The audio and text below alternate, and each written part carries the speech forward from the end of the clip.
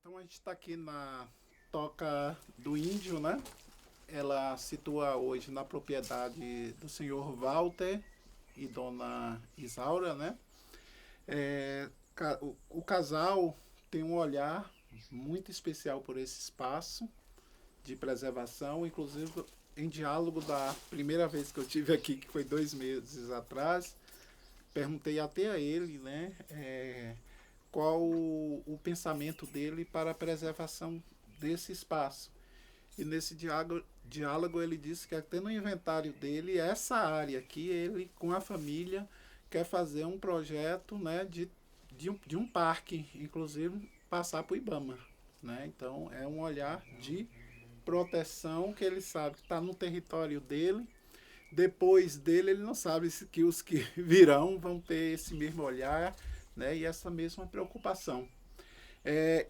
Seu Walter também, dialogando com ele, a gente vê que ele tem uma paixão por isso aqui, que no dia que a gente veio aqui, ele queria vir, Dona Isaura que não deixou, né? Que ele estava até com a muletinha, né? E aí ele, não, eu vou, e ele queria tomar a frente e vir, Dona Isaura, não, mas ele tem uma paixão e ele fala de pessoas que passaram aqui, ele fala de uma arqueóloga do Rio de Janeiro, né, que ele até hoje não esquece o nome, pede referência, e a maior felicidade dele é quando as pessoas o procuram para vir aqui, principalmente pessoas do campo de pesquisa, de gostar do espaço, né? Ele não é muito adepto às pessoas que vêm por aventura, vir por vir, né? Então ele também tem essa consciência.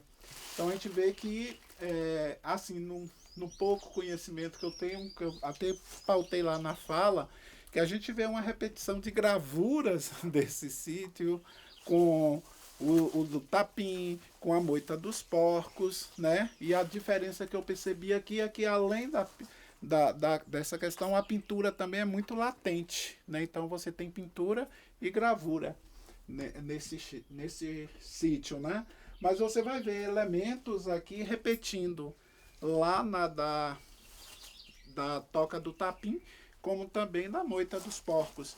Então a gente começa a ver uma simetria nesta região, que a gente aqui hoje está na vagem, lá invernada, moita dos porcos. Então há um cinturão desse tipo de toca com este estilo de gravura repetindo, né, algumas imagens. Ô Diana, fala aí da sua experiência que você adquiriu a partir dessas visitas aos sítios. Gente, primeiramente, assim, é um sentimento, assim, de gratidão, assim, muito grande de ter essa experiência, de, né, me colocar, assim, diante de uma oportunidade que foi esse encontro e essa semana de discussão. E conhecer também, uma oportunidade de conhecer a nossa região, porque a gente conhecia a Moita dos Porcos, mas os outros sítios, eu acho que seria muito difícil sem esse momento e ter uma pessoa, um olhar de um professor, como o professor Carlos, para estar orientando, para estar assim, né, explicando. Isso aí foi uma experiência ímpar, sem falar a emoção que a gente sente ao chegar a um espaço desse e perceber que aquilo há milhões de anos, né, 6.000 anos, você teve pessoas que também passaram e deixaram sua marca nessas pedras. Isso também toca muito a gente e o nosso olhar para o nosso município se transforma também, porque a gente passa a valorizar demais esse lado dessa cultura, desse patrimônio, né, arqueológico, rupestre, sei lá como se diz, mas isso foi uma experiência assim importantíssima para a minha carreira, assim, como historiadora, como professora, né, como agente cultural e participante assim do Museu do Alto Sertão da Bahia e então isso aí acrescentou demais assim na nossa experiência. Então é um sentimento que eu agradeço demais essa oportunidade e parabenizo as pessoas que estão, né, que proporcionaram essa experiência. Léo, qual a sua experiência, né, durante esses dias, com essas visitas? Qual o legado que fica para você? São experiências únicas, né? Experiências que eu nunca vivenciei.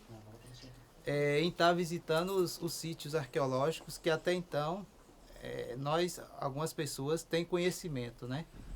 E quando a gente entra nesses espaços de memória, de história, a gente sente uma conexão muito grande, né?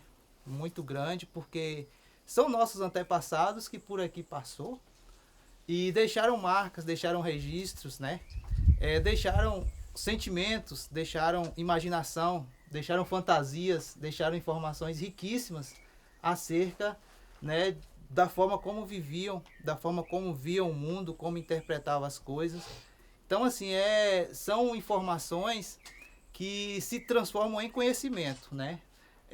E a visita, a presença nossa aqui, é uma presença única, que a gente sente uma reconexão com as coisas, né? Não é só a escrita, não é só os registros, é o habitat, o ambiente como um todo, né? É a natureza, é com as pessoas que estão ao nosso redor. E certamente isso aqui vai dar início a um marco muito legal aqui na própria história, o processo de educação patrimonial em Caetité, porque aqui é muito carente dessas políticas públicas voltadas para o patrimônio. Então, a partir desse reconhecimento, dessas visitas guiadas, dialogadas, né, e transformadoras nesses espaços, então o marco se inicia aqui de uma educação patrimonial, né, bem fundada, e a gente vai acabar conhecendo realmente a nossa história, né, tendo outras interpretações, outras versões da nossa história.